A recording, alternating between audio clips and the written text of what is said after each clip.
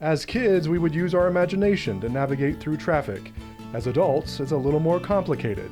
You not only have to build the infrastructure, but also maintain it and figure out how to pay for it. Which brings us to where we are today.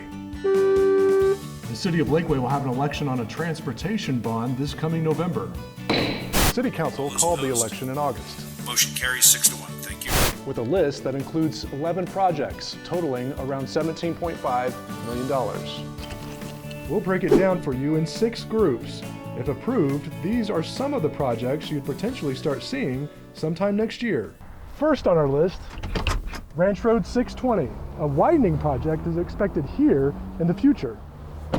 That project would expand Ranch Road 620 to 3 lanes in both directions. But before the process gets too far down the road, TxDOT requires the city to help pay for what's called right-of-way, or additional space for that expansion. Next, culvert improvements. You know, those big drains under the roadways you rarely see? Well, they're important for helping ensure water flows where it should and doesn't get jammed up, causing a flood event following a rainstorm. The improvements will help in that process. There are 2 on the expected list. One here at Lakeway Drive near the Smith Greenbelt, the other at Top of the Lake Drive. Road resurfacing.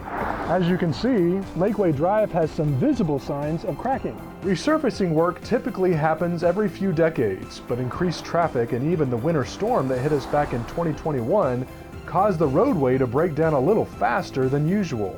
Fixing the road in this manner is a 2-step process.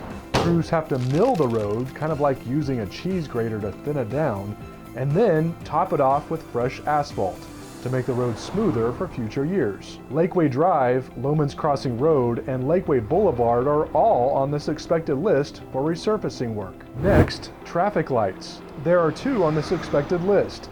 A new development will be here at Main Street and Loman's Crossing Road in a year or 2.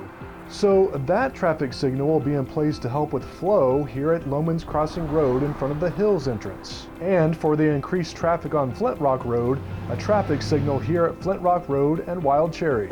Sidewalks. A new one is on the expected list along Dave Drive to provide pedestrian access and keep folks away from the street.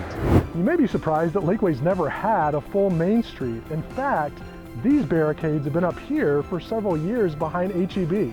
The full Main Street is expected to be completed in the next few years. The city would either fund a portion of Main Street with the developer already working on the section near the Hills entrance, or extending Burrell to the future connection of Loman Spur.